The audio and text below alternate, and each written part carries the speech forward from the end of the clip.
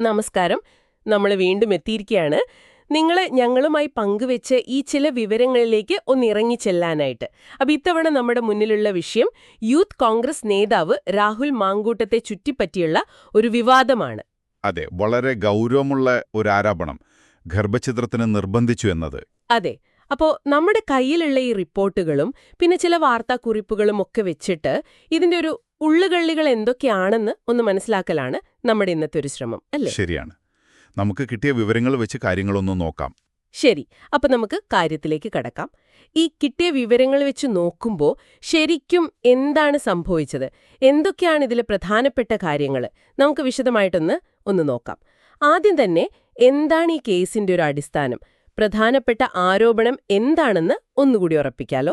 നിർബന്ധിച്ചു, ഒരുപാട് സമ്മർദ്ദം ചെലുത്തി. ഇതാണ് ശരിക്കും കാതലായ വിഷയം. അങ്ങനെ ഒരു പരാതി രജിസ്റ്റർ ചെയ്തിട്ടുണ്ട് എന്നും നമ്മൾ കാണുന്നുണ്ട്. അതെ, നിങ്ങളുടെ കയ്യിലുള്ള ഒരു റിപ്പോർട്ടിൽ അത് പറയുന്നുണ്ട്. എറണാകുളം സെൻട്രൽ പോലീസ് സ്റ്റേഷനാണ് ഈ പരാതി രജിസ്റ്റർ ചെയ്തിരിക്കുന്നത്.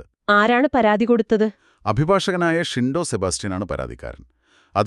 അതുമാത്രമല്ല, സംസ്ഥാന ബാലാവകാശ കമ്മീഷന് മുന്നിലും ഈ വിഷയവുമായി ബന്ധപ്പെട്ടൊരു പരാതി എത്തിയിട്ടുണ്ട് എന്നാണ് മറ്റു ചില റിപ്പോർട്ടുകൾ പറയുന്നത്. ഓഹോ, അപ്പോ രണ്ട് തലത്തിലുണ്ട്. അതെ, അപ്പോൾ നിയമപരമായും പിന്നെ കുട്ടികളുടെ അവകാശങ്ങളുമായി ബന്ധപ്പെട്ടൊരു തലത്തിലും ഈ വിഷയം ഇപ്പോൾ ഒരു അന്വേഷണ പരിധിയിൽ വന്നിട്ടുണ്ട് എന്ന് വേണം കരുതാൻ. ഇവിടെയാണ് താണുങ്ങ കുറിച്ചുകൂടി സങ്കീർണമാകുന്നത്. കാരണം വെറും ആരോപണങ്ങൾ മാത്രമല്ലല്ലോ, അതിനെ സാധൂകരിക്കാൻ എന്ന രീതിയിൽ ചില സംഗതികൾ പുറത്തു വന്നിട്ടുണ്ട്. രാഹുലും ഈ യുവതിയും തമ്മിൽ സംസാരിച്ചു എന്ന് പറയുന്ന ചില ഫോൺ സംഭാഷണങ്ങൾ, അതിന്റെ റെക്കോർഡിങ്ങുകൾ, ചില ഓഡിയോ ക്ലിപ്പുകൾ, വാട്സാപ്പ് ചാറ്റുകൾ. അതെ, വാട്സാപ്പ് ചാറ്റുകളുടെ സ്ക്രീൻഷോട്ടുകൾ, ഇതൊക്കെയാണ് പ്രധാനമായും പ്രചരിക്കുന്നത്. ഈ സംഭാഷണങ്ങളിലൊക്കെ യുവതിയെ ഒരു സമ്മർദ്ദത്തിലാക്കുന്ന, മാനസികമായി തളർത്തുന്ന രീതിയിലുള്ള സംസാരമുണ്ട്, ഗർഭഛിദ്രത്തിന് പ്രേരിപ്പിക്കുന്ന കാര്യങ്ങളുണ്ട് എന്നൊക്കെയാണ് ഈ ആരോപണത്തിൽ പറയുന്നത്. ഈ പുറത്തുവന്ന സംഭാഷണ ശകലങ്ങളെക്കുറിച്ച് കൂടുതൽ എന്തെങ്കിലും വിവരങ്ങൾ നമ്മുടെ സോഴ്സുകളിലുണ്ടോ? അതിന്റെ ഉള്ളടക്കം എന്താണ്? അത് കൃത്യമായി പറഞ്ഞാൽ ഈ ഓഡിയോ ക്ലിപ്പുകളിലും ചാറ്റുകളിലും എന്താണ് ഉള്ളടക്കം എന്നതിനെക്കുറിച്ച് പല റിപ്പോർട്ടുകളിലും പല രീതിയിലാണ് പറയുന്നത്. ചിലയിടത്ത് പറയുന്നത് ഗർഭം തുടർന്നാലുള്ള ഒരു സാമൂഹിക പ്രശ്നങ്ങൾ അല്ലെങ്കിൽ വ്യക്തിപരമായ ബുദ്ധിമുട്ടുകൾ, ഇതിനെക്കുറിച്ചൊക്കെ രാഹുൽ സംസാരിക്കുന്നതായി കേൾക്കാം എന്നാണ്. എന്നാൽ മറ്റ് ചില റിപ്പോർട്ടുകൾ ഊന്നൽ നൽകുന്നത് യുവതിയുടെ ഒരു മാനസികാവസ്ഥയുണ്ടല്ലോ, അത് പരിഗണിക്കാതെ നിരന്തരം ഒരു സമ്മർദ്ദം ചെലുത്തുന്ന ഒരു സ്വരം ഈ സംഭാഷണങ്ങളിലുണ്ട് എന്നതാണ്. ശരി. പക്ഷെ ഒരു കാര്യം നമ്മൾ ഓർക്കണം, ഈ പുറത്തുവന്ന ക്ലിപ്പുകളും ചാറ്റുകളും അത് എഡിറ്റ് ചെയ്തതാണോ, അത് പൂർണ്ണമാണോ എന്നതിനെക്കുറിച്ചൊന്നും വ്യക്തമായ ഒരു സ്ഥിരീകരണം ഈ ഘട്ടത്തിൽ നമ്മുടെ കയ്യിലുള്ള വിവരങ്ങൾ നൽകുന്നില്ല. അതൊരു പ്രധാന പോയിന്റാണ്. അതെ, അതിന്റെ ആധികാരികത ഇപ്പോഴും ഒരു ചോദ്യചിഹ്നമായിട്ട് അങ്ങനെ നിൽക്കുന്നുണ്ട്. അത് വളരെ വളരെ പ്രധാനപ്പെട്ട ഒരു പോയിന്റാണ്. കാരണം തെളിവുകൾ എന്ന് പറഞ്ഞ് പലതും പ്രചരിക്കുമ്പോൾ അതിന്റെ ഒരു ഉറവിടം, ആധികാരികത, ഇതൊക്കെ വളരെ പ്രധാനമാണല്ലേ? തീർച്ചയായും. ശരി. ഈ ആരോപണങ്ങളും ഈ പറയുന്ന തെളിവുകളുമൊക്കെ പുറത്തു വന്ന സമയത്ത് രാഹുൽ മാങ്കൂട്ടത്തിന്റെ ഭാഗത്ത് നിന്നുള്ള ആദ്യത്തെ പ്രതികരണം എന്തായിരുന്നു? അദ്ദേഹം എങ്ങനെയാണ് ഇതിനോട് റിയാക്ട് ചെയ്തത്? തുടക്കത്തില് രാഹുൽ മാങ്കൂട്ടം ഈ ആരോപണങ്ങളെ പൂർണ്ണമായിട്ട് തള്ളിക്കളയുന്നൊരു നിലപാടാണ് എടുത്തത്. തനിക്കെതിരെ ഔദ്യോഗികമായി ഒരു പരാതിയും നിലവിലില്ല, ഇതൊക്കെ വെറും കെട്ടിച്ചമച്ച കഥകളാണ്, പിന്നെ രാഷ്ട്രീയമായിട്ട് തന്നെ തകർക്കാനുള്ള ഒരു ശ്രമത്തിന്റെ ഭാഗമാണ് എന്നൊക്കെയായിരുന്നു അദ്ദേഹത്തിന്റെ വാദം. ആ സമയത്ത് മാധ്യമങ്ങളോട് സംസാരിക്കുമ്പോൾ വളരെ ഒരു ആത്മവിശ്വാസത്തോടെയാണ് അദ്ദേഹം ഈ ആരോപണങ്ങളെ നേരിട്ടത്. നമ്മുടെ കയ്യിലുള്ള ഒരു വാർത്താ സമ്മേളനത്തിന്റെ റിപ്പോർട്ടിൽ അദ്ദേഹം ഇത് വളരെ വ്യക്തമായി പറയുന്നുമുണ്ട്. പക്ഷെ ആ ഒരു നിലപാട് അധിക നേരം നീണ്ടു നിന്നില്ല, അല്ലേ? ഇല്ല. നമ്മൾ കണ്ടത് വളരെ പെട്ടെന്നുള്ള ഒരു മാറ്റമാണ്. യൂത്ത് കോൺഗ്രസിന്റെ സംസ്ഥാന അധ്യക്ഷനെന്ന പദവി അദ്ദേഹം രാജിവെക്കുന്നു. അതെ.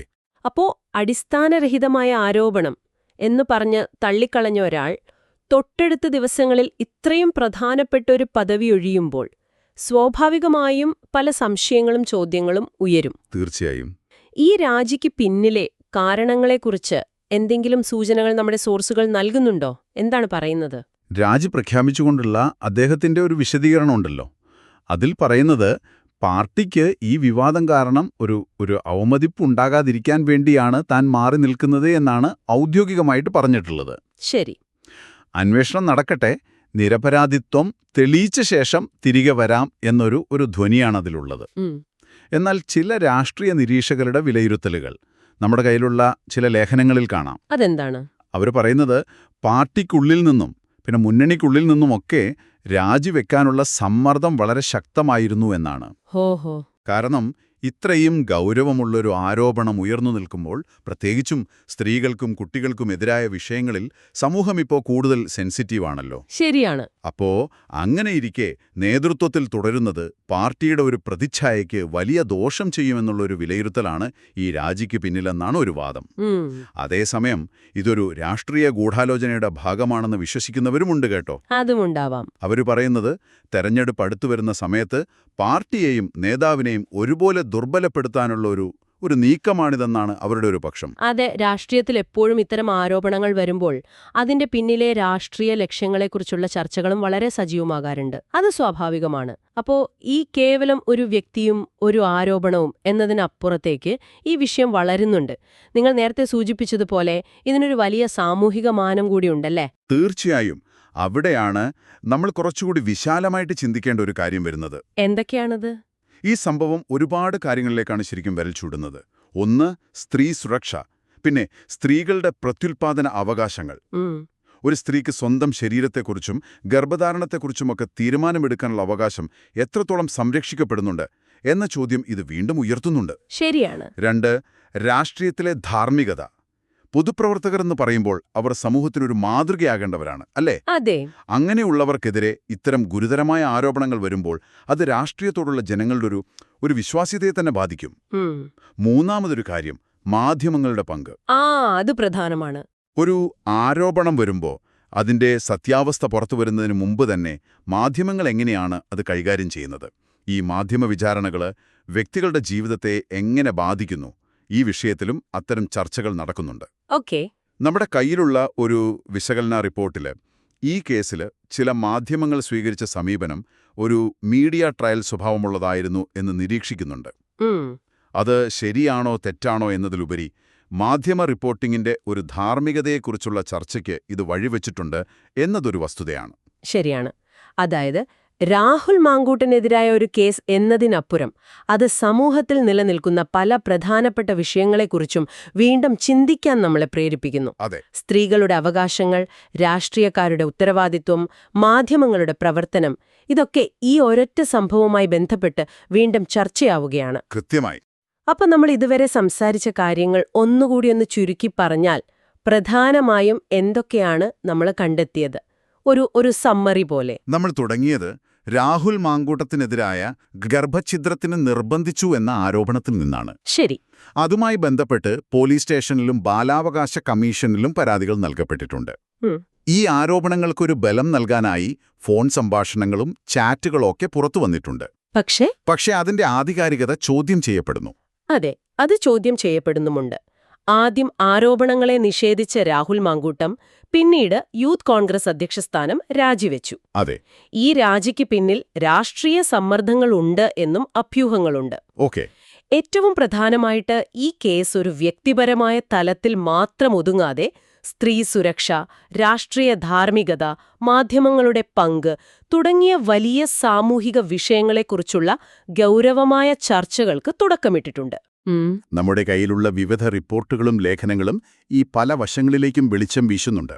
അപ്പോ ഈ വിവരങ്ങളെല്ലാം നമ്മൾ ഒരുമിച്ച് വെച്ചു നോക്കുമ്പോൾ ഒരു കാര്യം വ്യക്തമാണ്. ഇതൊരു ലളിതമായ വിഷയമല്ല. പല തലങ്ങളും പല വാദങ്ങളും ഇതിലുണ്ട്. ഒട്ടും ലളിതമല്ല. തെളിവുകളുടെ ആധികാരികത, വ്യക്തിയുടെ വിശദീകരണം, രാഷ്ട്രീയപരമായ കോണുകൾ, സാമൂഹിക പ്രത്യാഘാതങ്ങൾ, ഇതെല്ലാം നമ്മൾ പരിഗണിക്കേണ്ടതുണ്ട്. കൃത്യമായി. ഇവിടെയാണ് നമ്മൾ, അതായത് ഈ വിവരങ്ങൾ ശ്രദ്ധിക്കുന്ന നിങ്ങൾക്ക് ഒരു ചിന്താവിഷയം നൽകുന്നത്. എന്താണത്? പൊതുസമൂഹത്തിൽ അറിയപ്പെടുന്ന ഒരാൾക്കെതിരെ, അല്ലെങ്കിൽ സത്യത്തിൽ ആർക്കെതിരെയുമാകാം, ഒരു ഗുരുതരമായ ആരോപണം ഉയരുമ്പോൾ പലപ്പോഴും വാദങ്ങളും പ്രതിവാദങ്ങളും ഉണ്ടാകും. ചിലപ്പോൾ തെളിവുകൾ എന്ന് പറയുന്ന കാര്യങ്ങൾ പുറത്തുവരും. ശരിയാണ്. ഈ സാഹചര്യത്തിൽ വൈകാരികമായ പ്രതികരണങ്ങൾക്കപ്പുറം വസ്തുതകളെ വേർതിരിച്ചറിയാൻ നിങ്ങൾക്കെങ്ങനെ സാധിക്കും?